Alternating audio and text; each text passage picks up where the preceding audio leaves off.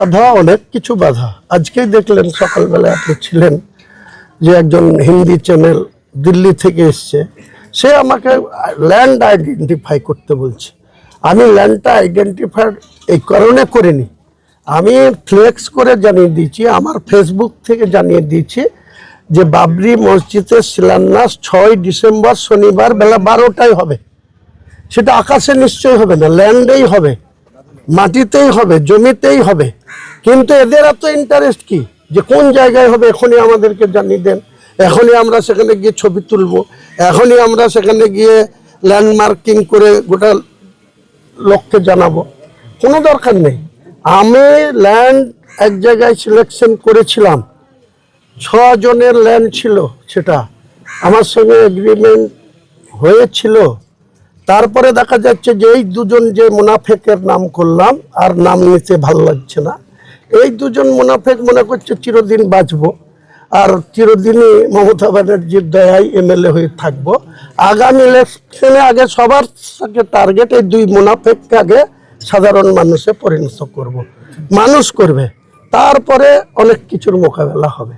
কাজেই আমরা don't care. আমি বলেছি 6 তারিখে হবে, বেলা 12টায় হবে। 2 লক্ষ বলেছি, আগামী দিনে বলছি লক্ষাধিক মানুষ আসবে, 2 লক্ষ হতে পারে, 4 লক্ষ হতে পারে। সময় আসলে আপনাদের সবাইকে ইনভাইট থাকলো। শনিবার 6 তারিখ বেলা 10টার মধ্যে ভেন্যুতে আপনাকে ডাকতে হবে না, ভেন্যু আপনাকে ডেকে নেবে। এলাকাবাসীদের কি বলবেন বাবরি মসজিদ নিয়ে? এলাকাবাসীকে সবাইকে বলবো আমাদের সমর্থন করতে। যারা মুসলমান তারা তো নিশ্চয়ই মসজিদ বানানোর জন্য তারা খুশি হবে মন থেকে। কাজে আমাদের যে যেমন পারবে, অর্থ আমরা কোনো অমুসলিমের নেব না, আগেই বলেছি। মুখ্যমন্ত্রীর কাছেও দয়া চাইব না, কোনো অমুসলিমের কাছ থেকে কোনো মসজিদ বানানোর জন্য অর্থ সাহায্য নেব না। গোটা ভারতবর্ষের প্রচুর মানুষের, মুসলিম মানুষের পয়সা আছে। আমার যে বাজেট সেটা 125 কোটি টাকার প্রকল্প, ডিপিআর তৈরি হচ্ছে। সেটা এত আধুনিকভাবে হবে, এত মডেলাইজভাবে হবে বাবরি মসজিদ। মডেল একই থাকবে, গম্বুজের হাইট বাড়বে, এরিয়ার হাইট বাড়বে, যত ফুট বাই যত ফুট ছিল তার থেকে বেশি বড় হবে। এবং দেখতে আমি যেদিনই চলে যাই না কেন, আমি বলছি বাবর 400 বছর আগে করে গিয়েছিল। বাবরের ছেলে ছিল হুমায়ুন, আপনারা ইতিহাসে জানেন। ঘটনাক্রমে সেই বাবরের ঐতিহ্য সেই হুমায়ুন ফিরিয়ে আনবে।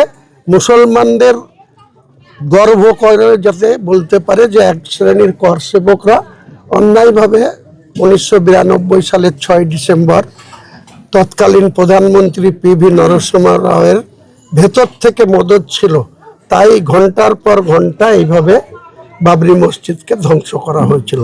আজকে আমি বলছি আমার মাথার দাম দিয়েছে 1 কোটি টাকা। আপনারা জানেন একজন ইউপির একজন উগ্র হিন্দু বলেছে যে হুমায়ুন কবিরের মাথা কেটে আনতে পারলে 1 কোটি টাকা তিনি পুরস্কার দেবেন।